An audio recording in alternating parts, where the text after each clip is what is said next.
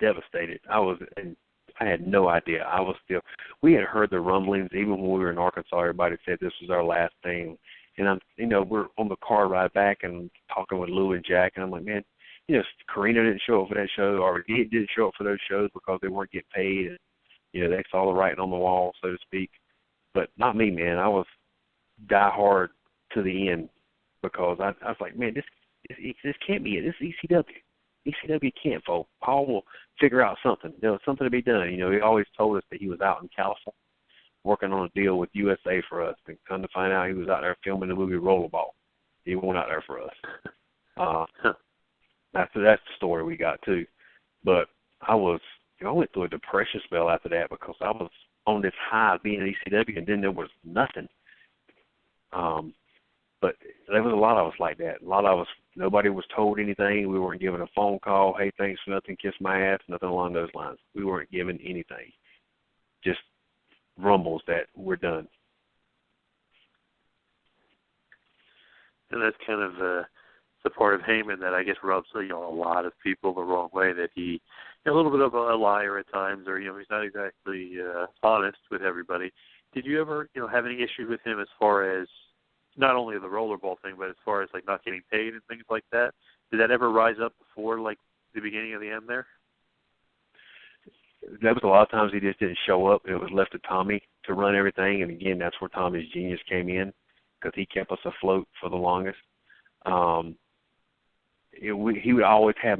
would always have big meetings with us before a show and give us this rah-rah speech and still throw it in there while we weren't getting paid, and we still believed him. Guys would have their own issues behind us, single, by themselves, but I think this would have been one of my downfalls as a wrestler. Is I've never been a confrontational guy like that. The only time I've ever lost it, I met with him and Tommy one day and broke down because I was riding with the Ducks and the car had broken down. We were in Boston. I didn't know how the hell I was getting home. I was only getting paid $75 a night at the time, and I was losing money. And I said, I got to have a raise. I can't continue. Something's got to happen. And other than that, he wanted to know how much money I wanted. And I said, I left it in his hands. How much am I worth to you? And then he came back to me again once I started getting pushed and wanted to put me on the contract. Because, guys that I was wrestling were making $2,000 and $3,000 a week. And I'm making $400 a week, $500 a week, depending on how many shows we had. And I'm out there putting them over, giving them great matches. But he could make you believe anything, man. That's the gift he had. But as far as him, he knew his stuff when it comes to wrestling, and that was his forte. What do you think about seeing him still on TV, but this time in a different capacity, more back to being a talent rather than being, either a writer or an executive, and still to this day, again, another guy who's relevant to a whole new audience of fans, now knowing him more as the brains behind the brawn with Brock Lesnar. Yeah, Paul's always going to have a job in one format or another. He's smart enough and wise enough to be able to work his way into anything like that, and he's such a good talker. Where I don't think Brock is, nobody's good at talkers. I don't say nobody, but Paul's a fantastic talker. So he's always going to have some kind of role in some format or another. But it's perfect for him. That little Weasley manager that's always neat, because you always need that Weasley manager, and Paul fits that role. But he is always going to have some part in wrestling with it. I don't think he'll do anything booking wise at WWE. I don't think that'll ever be given to him. But he's right where he is right now. He ain't got to make any decisions. They just tell him what to do, and he goes out there and does it. From what I've seen, the few times I do watch it.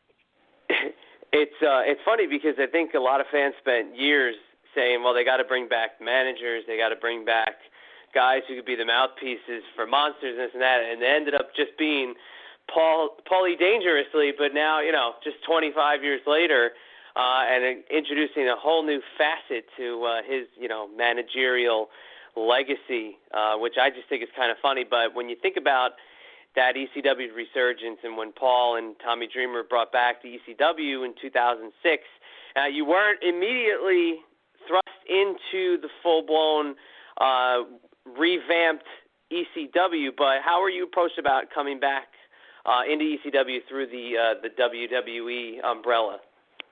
Tommy called me one day and said that somebody from WWE is going to be calling you soon, offering you a contract. I said, stop joking. He said, no, I'm serious. He said, we're bringing back ECW. Paul and I are going to be in control. We're going to be in charge. We're calling the shots. It's going to be just like it used to be. We're going to work our little small venues. It's going to go right back to what it was. We're picking our feud back up. You're going to be one of our top heels. And he said, it's going to be fun.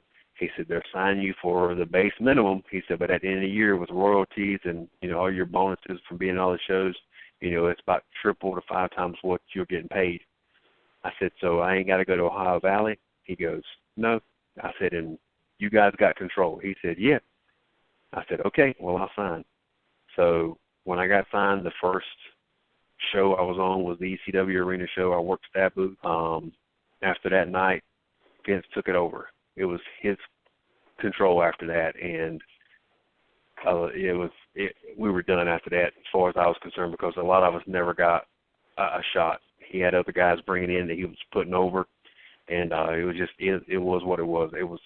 I didn't really like my time there, just the way I was being used. I wanted to be used in a more capacity way than what it was. I was happy when I got fired. That way I could go back to Japan and work, because I didn't think, and a lot of us didn't, that when they brought back ECW, it was brought back like it should have been. We should have stayed in small venues. We shouldn't have been a second part to SmackDown. If you could have done that, we would have succeeded in letting us do what we were doing, but it was never going to be intended like that, and I was miserable there at that time. It's almost like they used the model that they could have had for ECW 10 years later, and now we have the touring monster that is NXT, which is global, and it's in Japan, and they're in England and Australia, and touring the United States. But it seems like, just from talking to different people, that's what the original vision was for ECW. But Sci-Fi obviously needed the paranormal characters. They needed to tweak some things, make it a little more sports entertaining, which I know WWE obliged very, very well. And now you did get a chance to get in the ring with some of the ECW originals, which is a great. I guess that might be the best thing to come out of the revamped ECW is the name ECW Originals, because now everybody's identified as that. But you also were able to get in the ring with a couple of the newer guys, the WWE guys. But what was the difference between, those ECW born and bred superstars versus maybe some of the WWE guys that now you were working with? They're just a different breed. They wrestle a different style. I got in the ring with a few. I can't even remember what the one guy's name was. I think it was a French guy, and it was horrible. And I never thought he was that good of a wrestler anyway. Especially when you're not that good of a wrestler and you're it's doomed to fail. I think it was like Jacques or some. I can't even remember what his name was. I knew Punk. I knew CM Punk before the WWE ECW thing, because we've wrestled each other on the Indies. But the other guys that I stepped in the ring with, some of them, it's just a different wrestling style. It's not the same. When I wrestled Stevie Richards, I could have really good matches with him. And I wrestled Shannon Moore, and we had good matches because I knew Shannon from the Carolinas. We all started together. But other than that, the rest of them, I didn't vibe that well with because of just their style.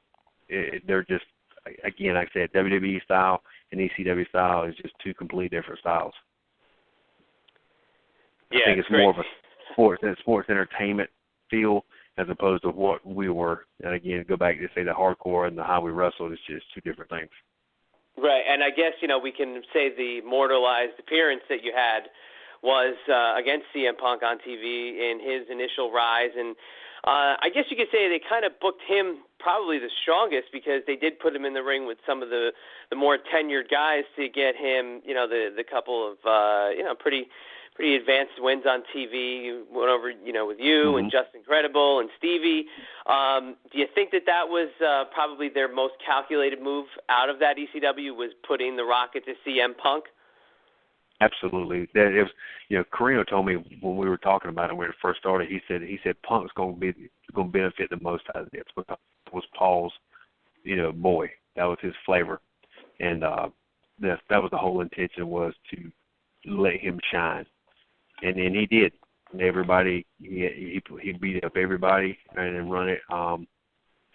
So that was the intention from the beginning, was he was going to get the most out of it, and he did. He got the most success out of all that because the rest of us were just fed to him and then put by the wayside. Yeah, it was interesting. I mean, it's crazy to think that was 10 years ago, because it seems like yesterday in a way, because obviously now Punk he's gone. I mean, he's doing some pretty big things from what I've heard, but ECW not lasting that much longer, only a couple of years after that. Obviously, there were a few key guys missing, and there's some things you can kind of pinpoint that might have been the death blow, whether it was the incident with RVD and Sabu, that kind of hurting what future plans would have been, or Paul Heyman kind of clashing with Vince. But do you think that they just didn't have a full-blown vision for ECW straight out of the gate? I don't think so. If they'd have let Paul and Tommy run with it like they had intended to, it would have done a lot better. It's hard to run, WCW, the people from WCW and ECW and WWE, and have everything for them. If you'd have let us run in separate buildings, in our little buildings like we did before, we would have thrived and made him so much money. Putting us in those big arenas, that just wasn't ECW. It just didn't work like that. And it proved it didn't work because it didn't last long. And after the first year, they let so many of us go that they were just throwing guys that they couldn't use at WWE or SmackDown or whatever, Raw, and putting them in an ECW thing, and it just didn't work. Fans knew, they're not stupid. No matter how many times you bring it back, if you call it ECW, if you ain't got the originals there, it's not ECW.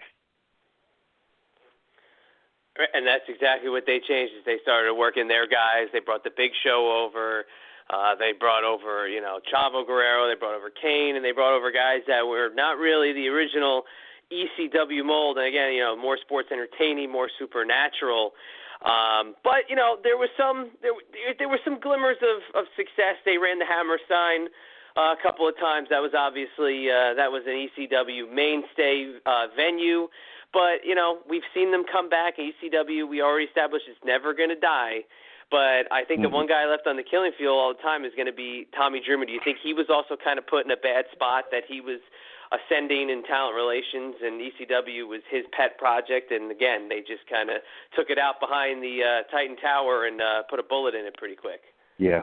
Yeah, he was kind of left out there, too, because he was one of the last ones to stick around. And then laughed at him a Hookins deal, and he apologized for bringing us in because we all got let go so quick. We never blamed him. We knew if he had control, it would have been a totally different story, and it would have been so much better because of just how his vision is. But he didn't. He said many times, "I'm just a wrestler now," and you could tell when he said that it was just, there was some pain and some pissed off in there as well, because they took his baby from him.